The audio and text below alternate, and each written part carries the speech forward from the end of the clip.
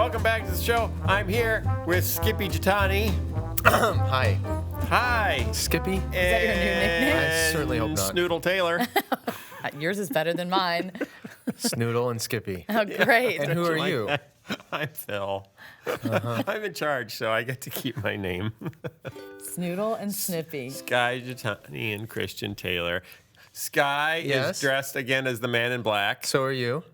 Yep. I'm sitting between Yeah. two evil twins. And Christian is bringing enough color for 12 of us. Seriously. I am. And we just pointed out to her that what she's wearing is not flowers, it's flamingos. You look like the wallpaper from the Golden Girls.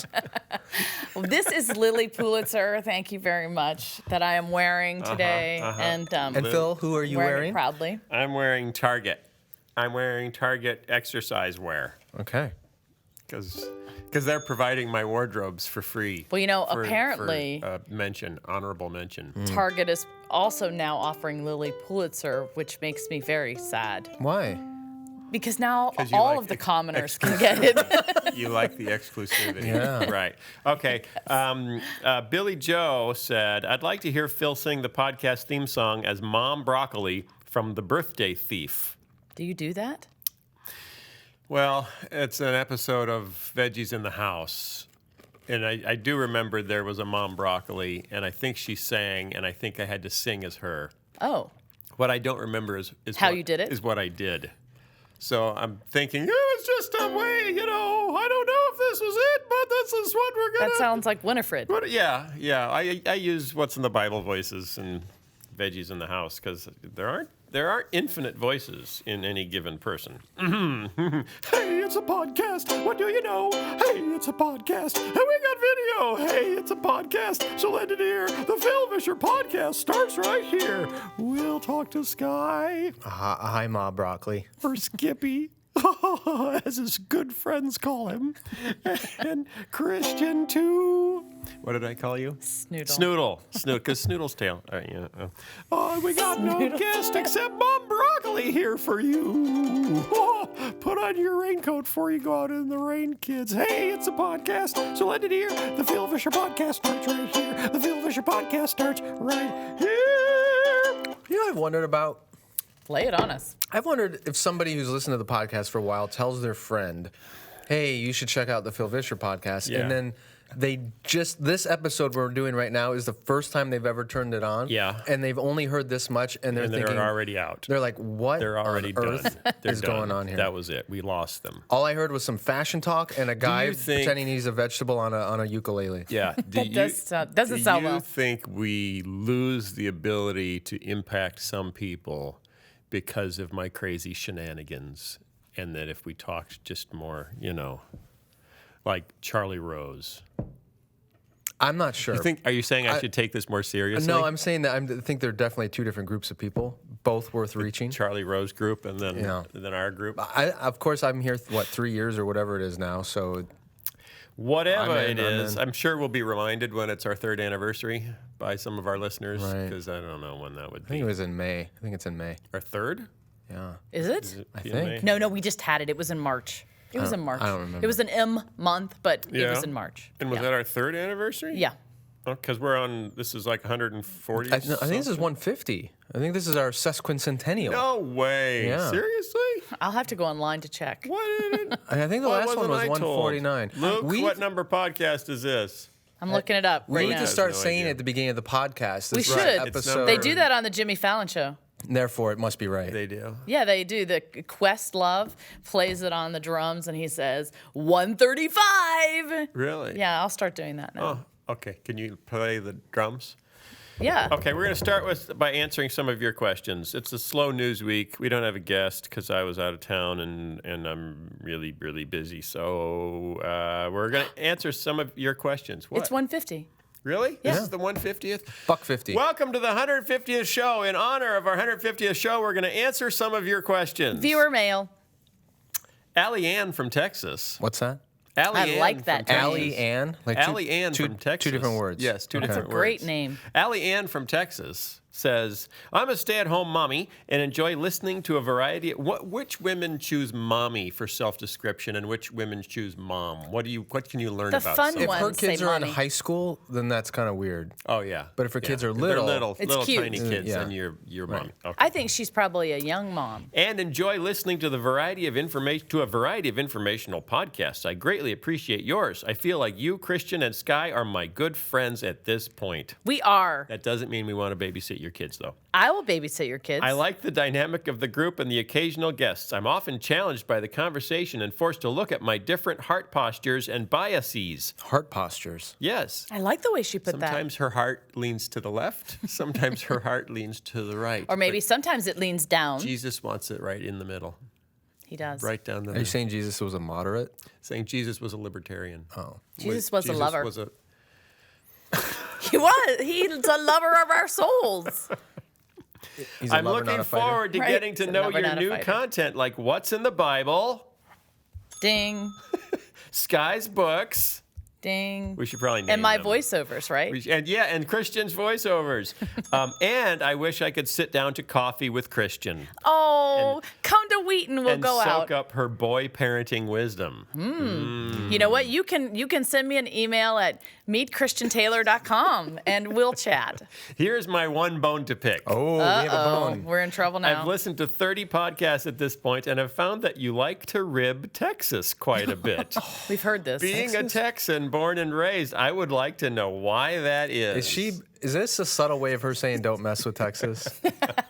Probably Well, is. if you try, you get called Texas. out. Texas is easy. I'm sorry, I'm a Yankee. I'm a lifelong upper Midwesterner. Texas is kind of easy to mess with because it's so big and You're just things are spitballing. so big. Hey, wasn't it last week that you spent half the time talking about Tennessee? Yeah, we poked on Tennessee last week, but that was because there were a couple of stories from Tennessee that were thematically aligned.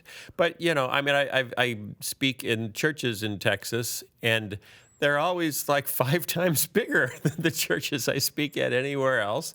And there's just, so because Texas is kind of so loud, can I say loud and proud? Can I say that about Texas? It's I not wouldn't usually what really people go apply there. that to. Because Texas is so happy to be Texas, it's hard to resist to just, deflate the balloon a little. But you were not alone. Well, You're not alone. No, I know The other that, thing, though, but- is Texas, for our purposes on this podcast, really exemplifies evangelical culture. A lot of it, because it's such a big mega church kind of area, and it's so culturally it's Joel Christian. Osteen, Right. It's So- T.D. Jakes is in Texas too, isn't it? Yeah, it's kind of the buckle of the Bible Belt. It's the boots of the Bible Belt. Yeah, it would be the Big, boots. big, I real would say big. Mississippi's the buckle. Oh, yeah? Okay. The buckle's not. That's down kind around of in the the middle. ankles. That's down around. Well, maybe that's where the buckle is. You know what I mean? Sky! That's good. Okay. Why is our belt around our ankles? I know. We Scott? were actually paying attention to you this Speaking, time. Yeah, you thought that would just slide Slip right right by by, and we huh? wouldn't even notice. Yeah, like the fact that she's wearing flamingos, not flowers, just slide right by. I didn't notice that. So we apologize. We do like to poke a bit at our Southern friends because Southern Christianity tends to kind of exemplify Christianity for a lot of Americans, particularly on the coasts that are doing all the writing that we read. And, We poke fun at Canadians, too, though. we do? Drew Dick. Oh, yeah, Drew Dick. He's Canadian, Yeah. and I poke Yeah. fun at him. A story just came out this week about what countries' favorite emojis are. Wait, Like, which countries use which I emojis asked you if you had most. any stories, and you said, no, I don't have any. This is not a and story. now you've got a story. But I just want to point this out. It was in the Atlantic, and it kind of ranks which emojis are most popular in which countries. all right, so The number one emoji or something or other in Canada is the poop emoji. what? My sister used that Really? yesterday. Yeah, they use it disproportionately more than any other country. Canadians disproportionately send poop in their texts. Yes.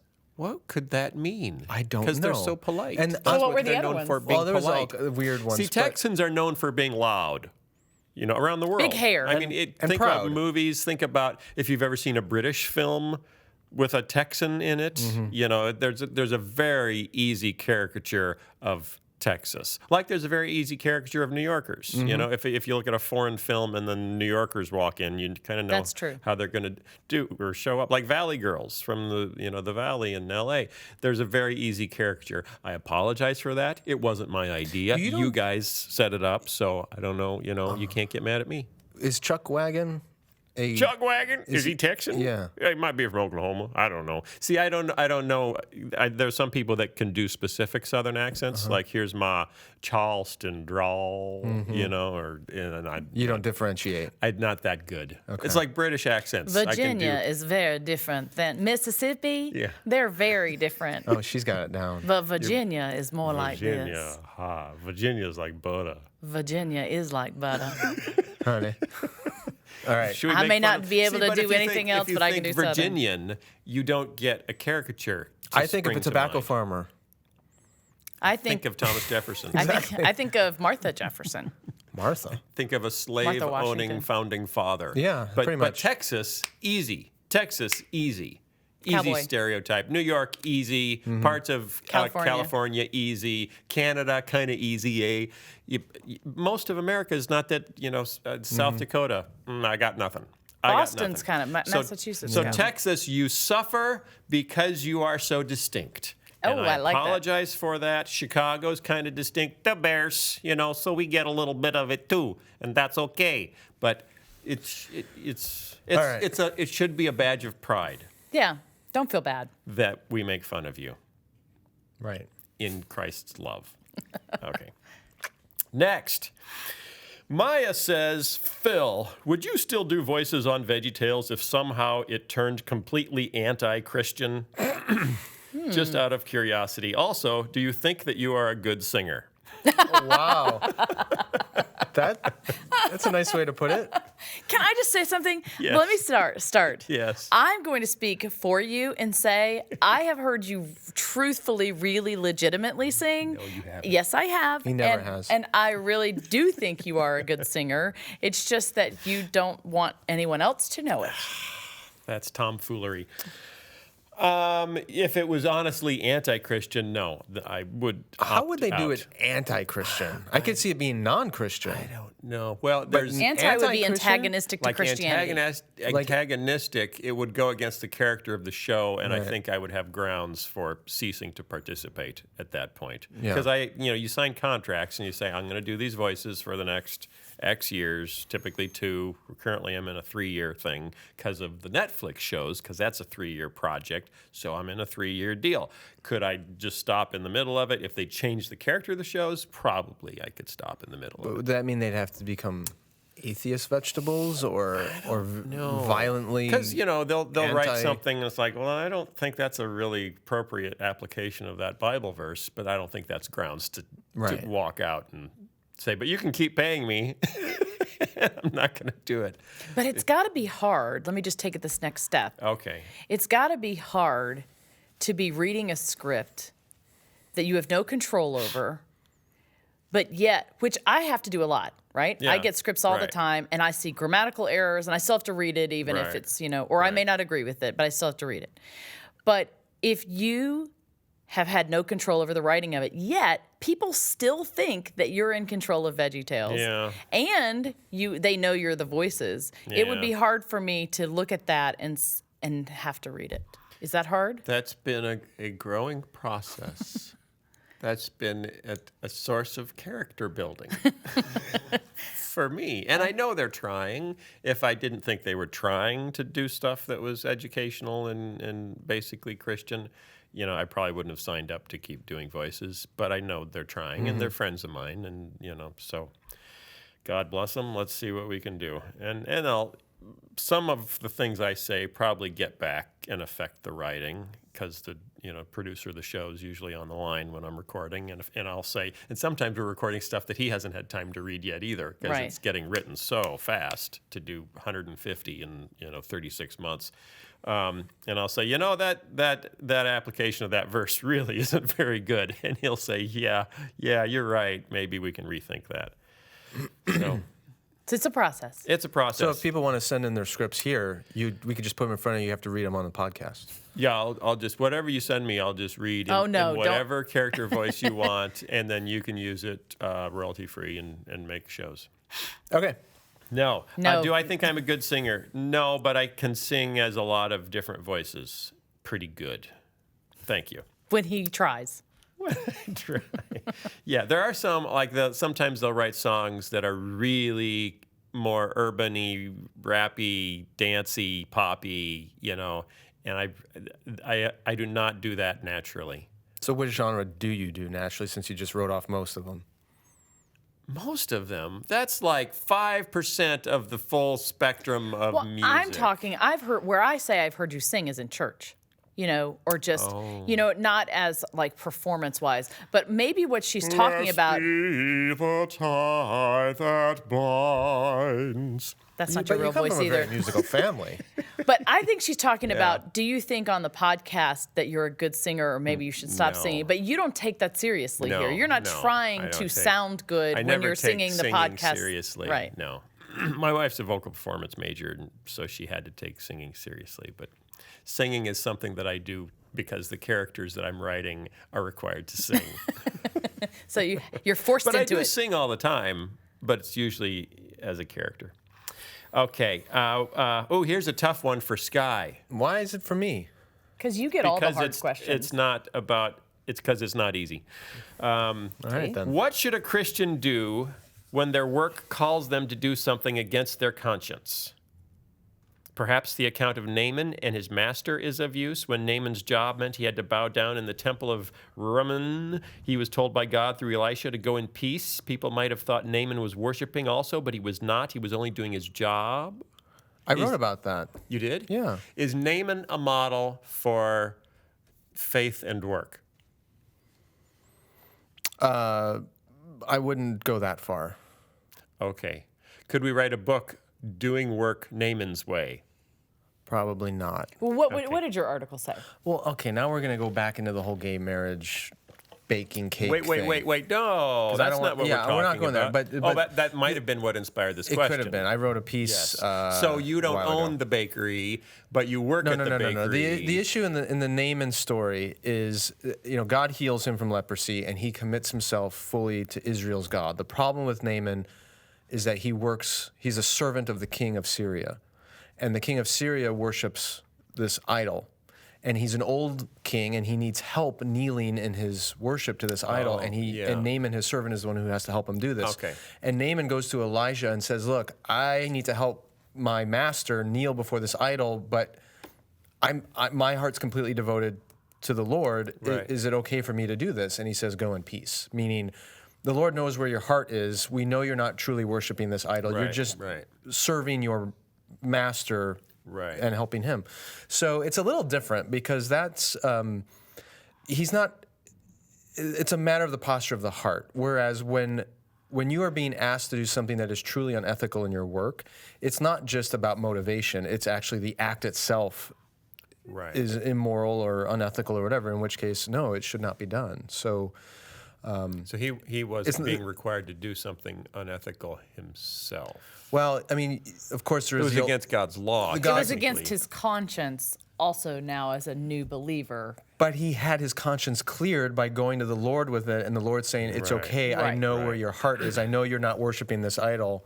You're helping your master," which is actually a loving thing to do. Right. So it's a kind of apples and oranges situation. Whereas if your boss comes to you and says, "Hey, I want you to fudge those numbers on that tax return or on this report or something," well, that's just that's not a matter of the posture of your heart. That's just flat out unethical. Have you gotten much feedback from your blog posts on the 3 things for the a little bit, mostly debate? Positive. Okay. Yeah.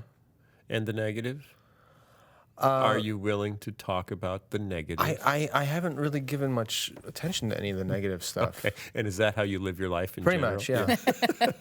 No, that's why I'm happy. I think there was a comment or two on your Facebook page of someone pushing back on it, but there's the libertarian element There's always the libertarian What do you mean element, by that? which says that businesses should be able to do whatever they want and the government shouldn't interfere and let the free market decide. Yeah, that's kind of... So if you want to discriminate, you can discriminate, and then people will rise up and stop giving you their business, assuming that everyone is not biased. So the invisible hand will take care of all things. The invisible hand of the market will take care of all things. And I think history, I mean, obviously I'm not an extreme libertarian. I think history demonstrates that sometimes we collectively, meaning through legislation, have to get involved because it doesn't always work that way. Right. But I know there are lots of people that think, oh, no, but it would eventually. And there was a discussion over the South and Jim Crow laws. Was it the laws that were making people not serve, blacks? Or even if the laws hadn't been there, would people, so did the laws create the discrimination, or was the discrimination already systemic before?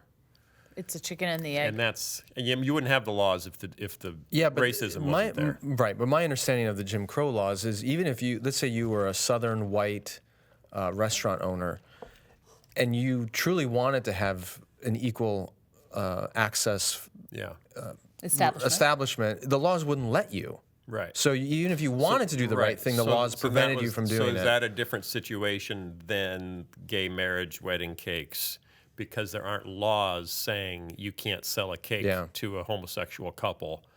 So therefore, you can just find another baker. Well, I just think our society is becoming increasingly pluralistic with so many different nationalities represented and creeds and faiths and on and on. And if we really want to get into a public sector where every establishment you walk into, they're going to have a list of people they do and don't serve. It's going to make us rather than a unified country, a United States, if you will, we become a tribalized one where you only go to Christian establishments or you only go to Muslim establishments. It's not a way to have a harmonious culture. And the first thing that jumped to my mind was in downtown Wheaton, there's a little candy store. The popcorn shop. Yes, the popcorn shop, which every kid in Wheaton goes to. And adult. It is like a shrine for my son. Yeah. And it's also cool because it's a friendly enough downtown that kids will go there by themselves. You don't need your parents to walk around downtown Wheaton. And the whole store is like 3 feet wide. It's 3 feet wide and 20 feet long. It was an alley in between two buildings that somebody said,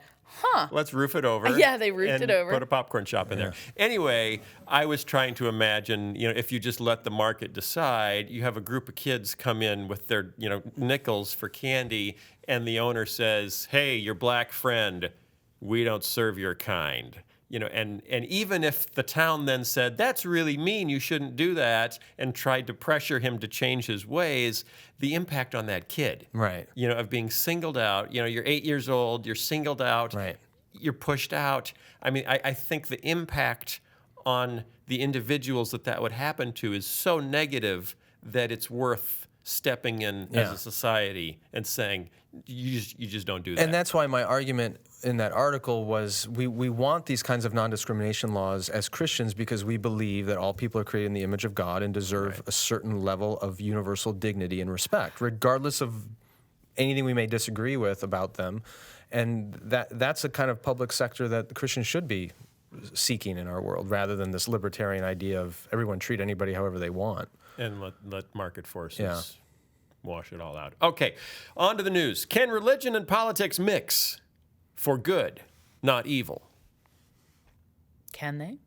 Is this a headline? This is a headline. Yeah, there was a panel discussion that involved the State Department in New York. Religion and politics are assumed to be a dangerous brew, but can this potion be used for advancing peace rather than instigating war? This was the topic of a provocative debate at Fordham University. The goal, as author and moderator Eliza Griswold put it, Eliza Griswold. His Vacations made great movies. Eliza? I think it was the wife. Oh. Eliezer Griswold was, was to go beyond the easy optimism that says religion really has nothing to do with the problems of the world right now. I don't think we would say that. Not since 9/11. The world's been nothing to do with the problems of the world right now. It's a safe thing to say in political, journalistic, and academic circles, said Griswold. But from there, R. Scott Appleby, He has a great restaurant. Be careful of the fajitas. Yeah. Don't pray. Don't pray over the fajitas. Yeah. R. Scott Appleby is the dean of the School of Global Affairs at Notre Dame.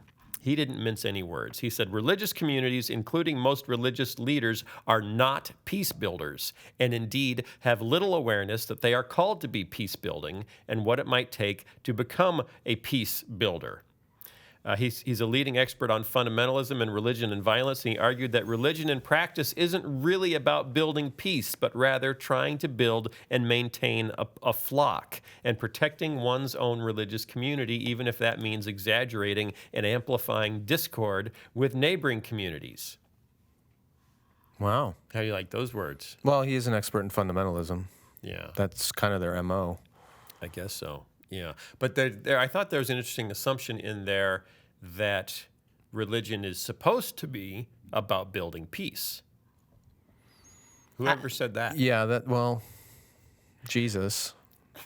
Well, okay. I come to bring He didn't peace. say that about religion. He said that about He said that about himself. he said that about his disciples. You were to be Yeah, but that's not, peacemakers. and they say, Islam means peace, but it means peace through submission to right. God. No, it does not mean peace. It means submission. Yeah, and I don't know if Hinduism is such a polyglot of ideas. There isn't. No. Polyglot? Thank you. Is that a real word? Isn't that what you go to the optometrist for? It's a Pokemon. Polyglot. It's a word. I don't know if I used it correctly, but it's a word. So my first question was, where does the idea come from? Is that a modern liberal idea that religion is all about peace? It's supposed to be, and so if you are creating not peace, you're doing your religion wrong. Well, a lot of that you'll find. Gandhi was a big proponent of that idea, and he was highly influenced by the Theosophical movement, which was sort of this, like the Theosophical Society in Wheaton, same Illinois. one. Every time I drive by there, I feel like this scary presence. Of the last major undeveloped piece of land in Wheaton, I Illinois. guess. I don't that's know. being used by a strange... What is that anyway? It's a whole. That's another podcast. For No. another day. The theosophical ideas. Well, it's there's a lot that goes back into the 19th century, but it came from this general posture of spirituality that all spiritual things are good. And some of it had to do with the popularity of seances and things like that. And when Gandhi went to London to be a law student, he got highly involved with the Theosophical Society there, and it was very egalitarian. It was very New Agey. It was a lot of those ideas. But it was before the New Age. Well, yeah, actually, they used that language even then. Really? Yeah, in the late They said New 1800s. Age? Oh, wow. But it also fit very nicely with his view of Hinduism, which was this: all paths lead to God, all things are equal. It's very polyglottish, whatever word you used. So his ideas became very popular, obviously, after the independence of India in 1947, 48, and permeated other cultures that were highly diverse. India is a very diverse society, despite what people think in the West. And how do you get a lot of different diverse religious groups to cooperate? Well, you basically say, all the things that are different about our faiths are really just superficial. And deep down, they're all the same, and they're all about peace and love your neighbor as yourself and all that. Right. And I think as the West has become more pluralistic, it's latched onto that very nice sentiment. And so, well, we can just gloss over the differences. Right. It's all about part peacemaking. of that is kind of us wanting to seek penance for forcing Christianity on all our colonies. You know, when we took over South America and Africa, and we said, now you all need to leave your paganism and become Christians so you can enter modern civilization. And then when that became politically incorrect, we said, no, your religion is good too. They all are striving for peace, whether or not they are. Right. Which is why we find ourselves, a century and a half later in a world that's completely racked by sectarian violence because we were in denial about what most religions really do. So to say, if you aren't seeking peace, you religious leaders are doing your religion wrong, is a Western narrative being applied. Okay. Appleby's other 3 points were just as eye-opening. For example, he asserted that contrary to many claims, radical Islam is about Islam. And until this is understood, religious peace building is an empty promise. He also said that Hindu nationalism, Jewish irredentism, I don't even know what that is. I don't know what that is either. Christian chauvinism. I do know what that is. Male-centricism, or just thinking Christianity is better. And other forms of religious extremism are about those religious traditions as well and not entirely alien to them. Well, yeah, I mean, that's what a lot of our arguments have been about lately is how, what is the true essence of these various faiths? And when you see people acting violently, are they actually... Is that Islam, or is that completely, no, that's not Islam? It's a perversion of Islam. Yeah, and is Westboro Baptist, does it have any connection with Christianity, or is it completely... Off the reservation. Off the reservation.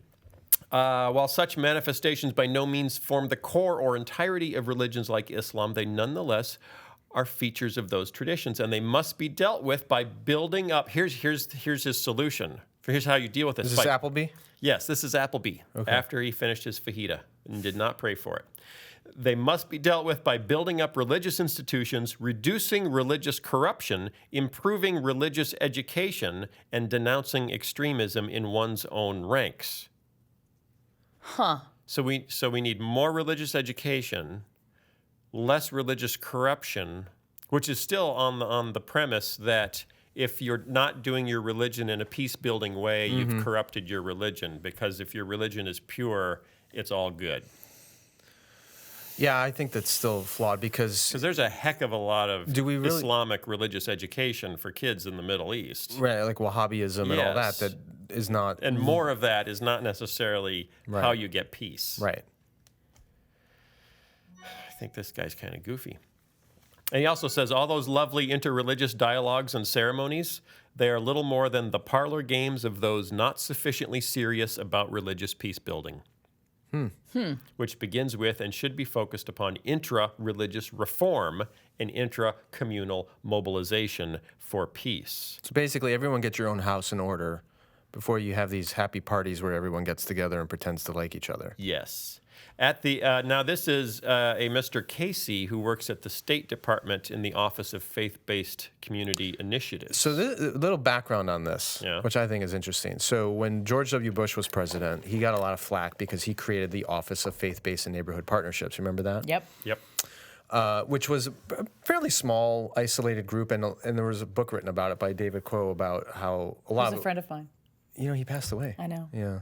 I met him once, too. Great guy. Great guy. Really cool guy. You guys talk about this later. Sorry. Anyway, he wrote a book, and it kind of unpacked how that office was being used for a lot of political purposes rather than its real purpose. Anyway, Obama comes into office, and to a lot of people's surprise, he kept that office open. He didn't shut it down like a lot of Democrats wanted. And then he expanded it enormously. So what he did, which I think was actually really good, is he realized, just as this article's pointing out, that religion plays an enormous role in every facet of the world's politics and wars and economies and all that, and yet our government is structured on the assumption that religion is irrelevant. So he made the Office of Faith-Based Neighborhood Partnerships create auxiliary offices in all the different departments of the government, so the State Department, the Defense Department, education, commerce, on, so that as issues come up that involve religion or overseas policy or whatever, there are experts in-house that can help you understand what that is, which is just a smart... You cannot create a Middle East policy without a robust understanding. Right. So, in fact, Casey argued that his Office on Religion and Diplomacy, a priority for Secretary of State John Kerry, is trying to reorient U.S. diplomacy to view religion as always embodied, always in context. In other words, he said, American diplomats need to be reflexively thinking about how lived religion works in the context of each country and region, not how it exists in academia or in a seminary. Yep. But the conclusion, in the end, of this dramatic Fordham University discussion, everyone seemed to agree that religions are most likely to become a force for peace when religions themselves reform themselves, which is not a task any government, much less the U.S., can do for them. Okay. You know, everyone likes to throw this idea around of, especially in Islam, right? Well, Islam needs to reform itself. It needs its internal reformation. Do they know anything about the history of the Christian Reformation? Okay, here I have another story for you. ISIS is the Islamic Reformation. There you go. Okay, this is interesting. So what does this mean? On August 10th, 1566. That's a long time ago. August 10th, 1566. They were still keeping that regular calendar in 1556? An enraged crowd of Huguenots burst into the chapel of St. Lawrence in Steenvoorde, France, and proceeded to destroy with hammers and picks any ecclesiastical art that they came across. They toppled statues of Mary and the saints, destroyed crucifixes, smashed stained glass windows, and defaced tombs. It was not an isolated incident. Indeed, it triggered a wave of iconoclastic fury that radiated north from France into the Low Countries, with cathedrals, churches, monasteries, and hospitals all targeted for destruction. For one versed in early modern European history, the events in Mosul, Iraq, seem eerily familiar. Mosul. Mosul? On February 26th, polyglot.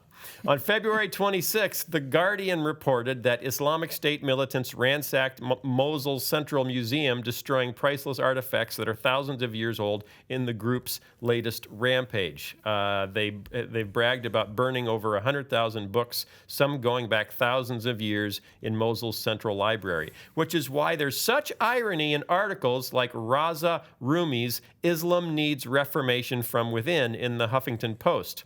Or another book, Why Islam Needs a Reformation Now. These are far from isolated examples. Indeed, it has become a truism in our political discourse that Islam needs a reformation. But if historical parallels are at all useful, it indeed seems that a reformation is precisely what we are getting right now. Yeah, I think it's you got to remember that the Protestant Reformation, it had a lot of fits and starts and a lot of bloodshed. And it was incredibly violent. It was incredibly violent. Both ways. What triggered it was Gutenberg creating the printing press, making the Bible for the first time highly accessible, unmediated to all kinds of people. And they started reading the Christian scriptures and realizing as they looked around them that the church we see is not what we see in the New Testament. And so there was this movement to purify the church and bring it back to the roots of what Jesus wanted. And of course, it was all entangled in politics and other things, which led to wars and iconoclastic fury and things. But what some people are arguing is going on in Islam right now is the purification of Islam in its return to its purest caliphate kind of form. Reformation. Right. So what these more liberal arguments are trying to call for is not the reformation of Islam. What they want is the westernization, and the secularization of Islam. Liberalization of Islam. Which is a very different call than Reformation, which is a movement backwards. Historian Mark Lilla has argued that contemporary secularism emerged not out of the Reformation, but rather in response to the new and horrific violence that modern religion had unleashed on Europe. He claims that the modern Western political order, far from being an intellectually inevitable result of ideological currents at the time, was actually a pragmatic necessity when religious violence had made Europe ungovernable. In other words, Reformation didn't produce liberalism. Liberalism was the cure for the violence of the Reformation. I would disagree with that. Okay. What would you say? Well, there's a really good English Roman Catholic sociologist named Charles Taylor called The Secular Age. Like he wrote Chuck Taylor, did he have great tennis shoes? Something like that. And he argues very directly that the Protestant Reformation led to secularism because the Protestant Reformation broke down the old Roman Catholic structure of sacred and secular, saying that certain activities and roles were sacred and these others were secular. The Protestant Reformation said, no, all of life is sacred. All callings are legitimate and valued. This is what I talk about in Futureville, because I actually agree with the Protestant Reformation on this. But what Taylor argues is once you make everything sacred, then nothing is sacred. And so when you don't differentiate sacred and secular anymore, you've opened yourself up to a secular society that can say, well, then we don't need God anymore because if everything is valuable and good, then it's all equal. So it's not as simple as saying, well, the Reformation triggered wars. Wars got really ugly, and then so we decided let's just put religion aside and not fight anymore.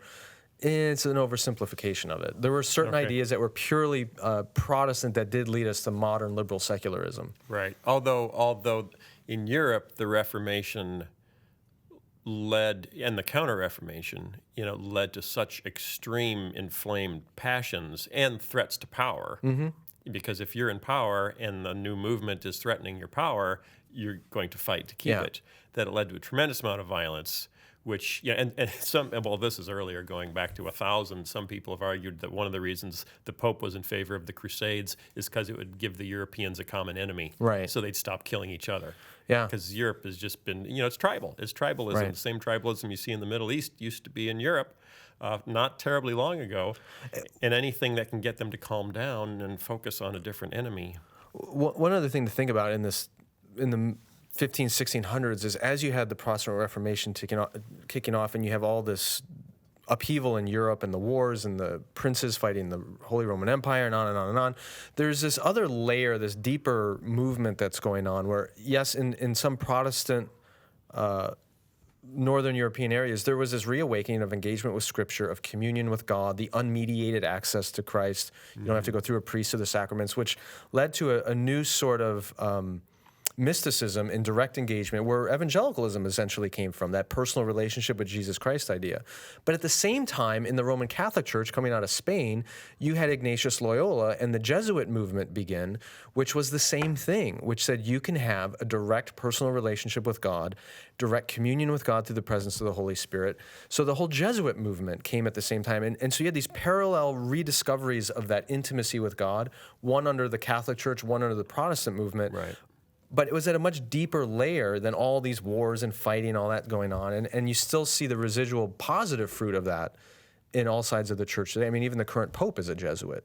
And you see that come through in a lot of what he says. Even the current Pope. I know, believe it or not. So Jesuit. in all these things, you got to look on one level, what's the geopolitical, cultural dynamic going on? And yet at a deeper level, there's a movement of the Spirit that transcends church labels. So it's complicated? Yes, and brings people back into union with Christ. It is complicated. Do you have any questions? Like, what does this mean to me? I would love to know, now that you've asked, why should I care? What's also interesting, well, because people are always trying to boil down history to make very broad declarative statements about religion. It was always bad. It was never bad. They were all bad except Christianity, which was always good. Christianity was the worst of all of them until Islam today is, so people are always trying to distill it and oversimplify it. And you just can't oversimplify it. And one thing I have learned over the 150 podcasts that I've been, or 149 that I've been sitting at or listening to, is that truly understanding history in general and understanding politics in general all across the world, not just in the United States, informs more clearly what I as a Christian, should think or can think. It just really opens my mind up to see it's not how I've been spoon-fed it all the time. And I really should question what I'm told or what I read and say, okay, well, who says that? And what is that based on? And how did they come to those conclusions instead of just, blindly eating what I'm fed? It is tricky to try to figure out, what are the sources of current European peace or Western peace? Because it's not secularism. You look at the French Revolution as one of the dawns of secularism, where they said, okay, from now on, Notre Dame Cathedral is called the Temple to Reason, and they had a dancer dancing to the goddess of reason, and now there's no more religion, it's all about reason, and then they went out and chopped the heads off 4,000 people, within the next few days. Not very reasonable. They had a reason for it. They said they had a reason for it. The point is, you can reason your way. There's another article that we'll talk about next week of a British atheist critiquing the new atheist movement and saying that they completely get it wrong. So there's need for an atheist reformation. Yes, if we reform, because then atheists can be peacemakers, peace builders, because that's what all religions are about, except the violent ones. And then and then we look back at like the history of indigenous peoples in America, and we say, oh, they were all peaceful and they all got along until the white man showed up. It's like, no, they were butchering each other. Well, and sometimes they were eating each other.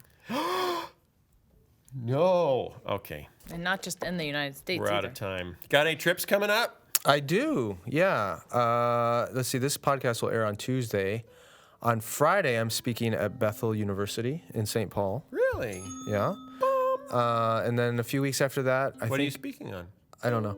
And then May 7th, May 8th? Is it May 8th? I'm going to be in Pittsburgh for our second to last Redeeming Work event with Leadership Journal. And this is really cool. I love that. If you haven't registered for the Redeeming Work thing in Pittsburgh, you really want to do this one. We're going to do it at, is it PNC or PNG? PNG. PNG Ballpark. Oh, yeah. Where the Pittsburgh Pirates PNG play. Ballpark. So we're going to actually have it during the day at the stadium. And one of our speakers is David Geisel, who is the architect who designed that ballpark. That's cool. And his pastor is Tom Nelson, who wrote the book Work Matters, which is a great book. And so they're going to talk together about how Tom's preaching and teaching about vocation and work and all that influenced David's understanding as an architect of how to make a stadium that thinks about the common good and keeps the city in mind. And then after that, a stadium that considers the common good. Yeah. Wow. And then after they talk about it, we're going to get a personal tour around the whole ballpark from the architect and the general manager of the Pittsburgh Pirates. Oh, I so want to go to that. You had me. You had me at ballpark. Pittsburgh. And then then you get to go to the game that night. Oh, it's even better. That sounds like awesome. Yeah, I went to the event in Chicago, and it wasn't anything like No, but it was in a glass factory, and that was very so cool. You got to go to leadershipjournal.net, and you click on events, and if you're in the Pittsburgh area and you want to join us, you can still sign up. There's not a ton of space left, but you can do that. I have one other announcement. Okay. Are you expecting? I'll let you do yours if I can do mine Of next. course you can do. Okay, so one last thing. Devotional, daily devotional guys who've signed up for my daily devotional. Yes. If you have friends that want to sign up, we are starting a new series in the daily devotional looking at prayer. So we're going to do a couple weeks on just understanding prayer and how to pray and what does that mean and all that.